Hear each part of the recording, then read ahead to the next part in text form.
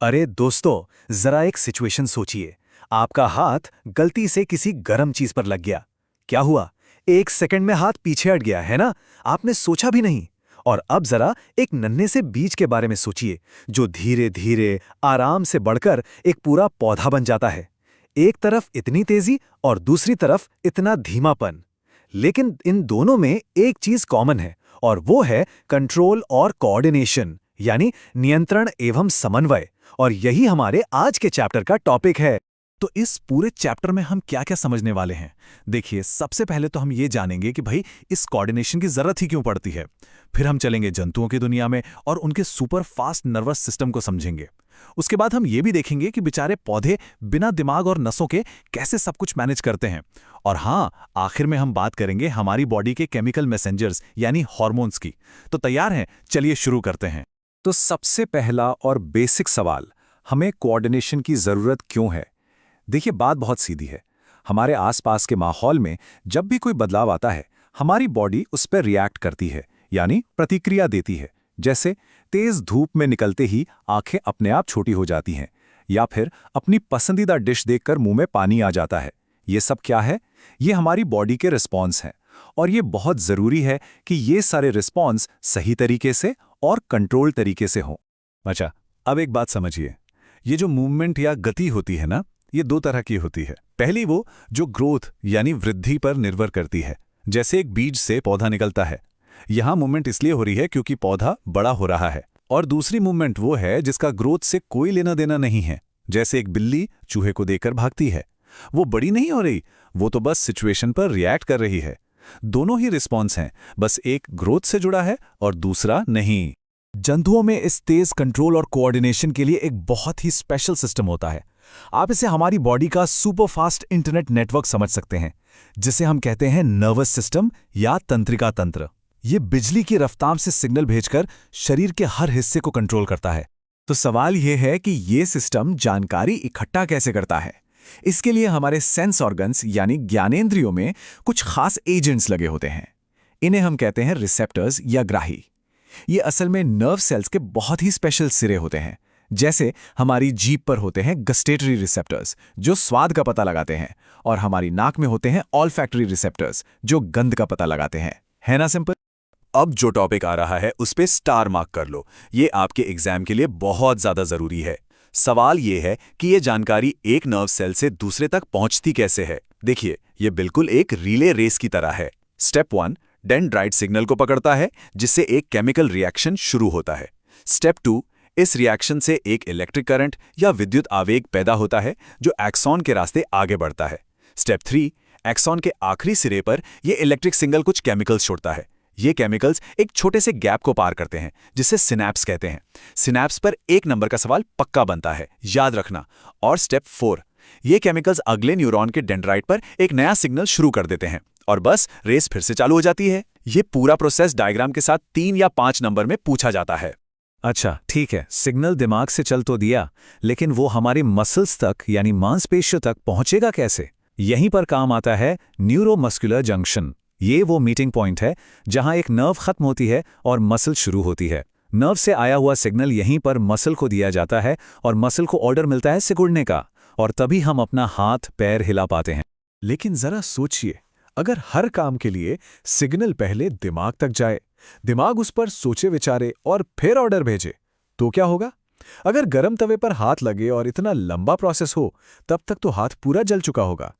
इसीलिए ऐसी emergency situations के लिए हमारी बॉडी के पास एक शॉर्टकट है, और इसी शॉर्टकट का नाम है रिफ्लेक्स आर्क, यानी प्रतिवर्ती चाप।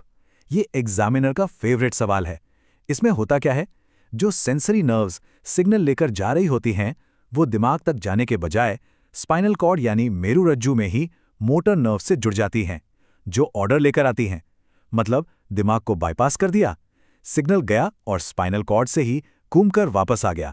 नतीजा एकदम तुरंत एक्शन। तो रिफ्लेक्स एक्शन वाले जो इमरजेंसी शॉर्टकट हैं, वो तो स्पाइनल कॉर्ड संभाल लेता है, लेकिन हमारी बॉडी का मेन सीईओ कौन है? वो कौन है जो सारे बड़े फैसले लेता है, सोचता है, चीजें याद रखता है? बिल्कुल सही, हमारा इंसानी दिमाग, हमारा कमांड सेंटर। अब देखिए, हमारा पूरा नर्वस सिस्टम 2 हिस्सों में बटा हुआ है।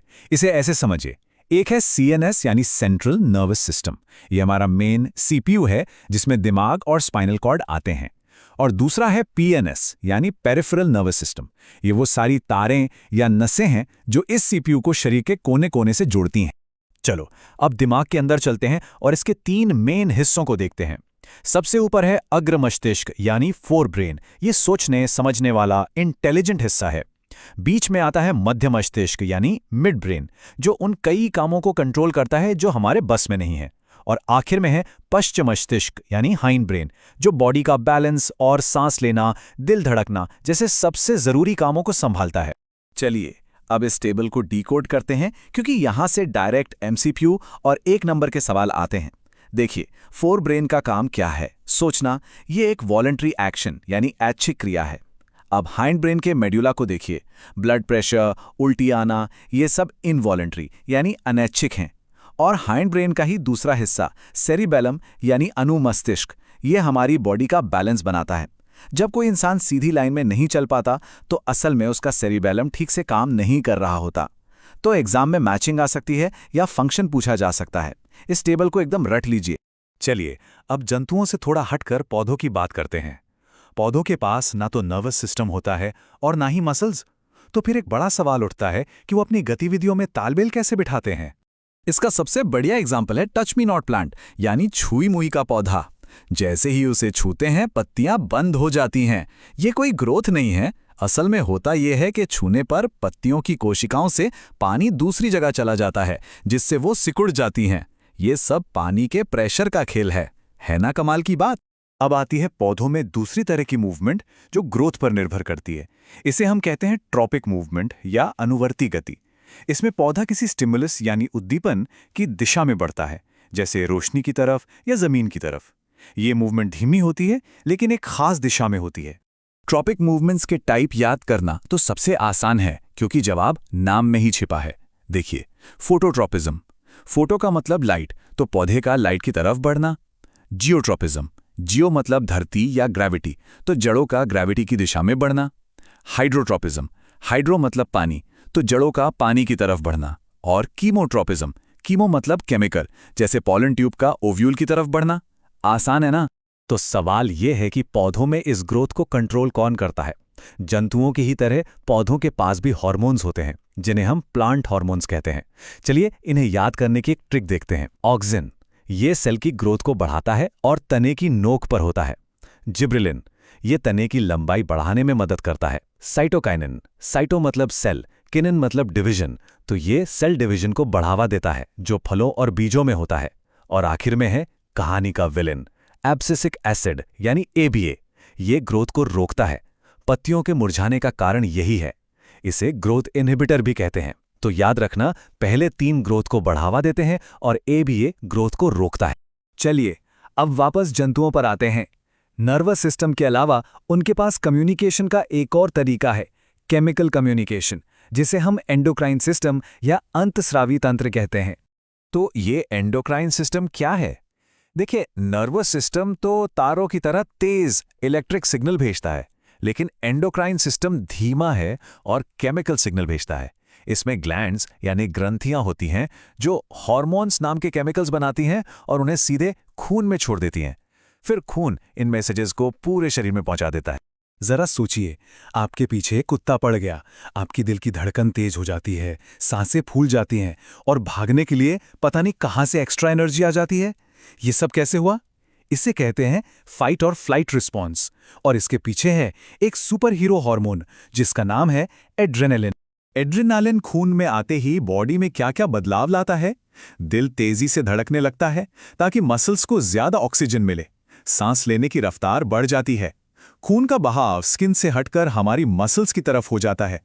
मतलब हमारी बॉडी उस इमरजेंसी सिचुएशन से लड़ने या भागने के लिए एकदम तैयार हो जाती है। एड्रेनालिन के अलावा ये टेबल भी सुपर इंपॉर्टेंट है। यहां से सवाल पक्का आता है। पहला, थायरॉक्सिन कौन सी ग्लैंड निकालती है? थायराइड। काम क्या है? मेटाबॉलिज्म कंट्रोल करना। इसकी कमी से गॉइटर यानी घेंघा रोग होता है। याद रखना, थायरॉक्सिन बनाने के लिए आयोडीन जरूरी है। दूसरा, ग्रोथ हार्मोन ग्लैंड है पिट्यूटरी, जिसे मास्टर ग्लैंड भी कहते हैं। इसकी कमी से ड्वार्फिज्म यानी बोनापन होता है। और तीसरा, इंसुलिन ग्लैंड है पेनक्रियाज, इसका काम है ब्लड शुगर लेवल को कंट्रोल करना, और इसकी कमी से होता है डायबिटीज। ये तीनों तो आपको उंगलियों पर याद होने चाहिए। तो आखिरी सवाल, हमारी बॉडी को ये कैसे पता चलता है कि कौन सा हार्मोन कब और कितना रिलीज करना है? इसका जवाब है फीडबैक मैकेनिज्म। इसे ऐसे समझिए, जैसे ही खून में शुगर बढ़ती है, पैंक्रियास को सिग्नल मिलता है और वो इंसुलिन छोड़ना शुरू कर देता है। और जैसे ही शुगर लेवल नॉर्मल होता है, पैंक्रियास को सिग्नल मिलता है बस अब और नहीं, और वो रुक जाता है। यही नेगेटिव फीडबैक मैकेनिज्म हमारी बॉडी में एक परफेक्ट बैलेंस बनाए रखता है। और दोस्तों, यही है कंट्रोल और कोऑर्डिनेशन की खूबसूरत और अनोखी दुनिया।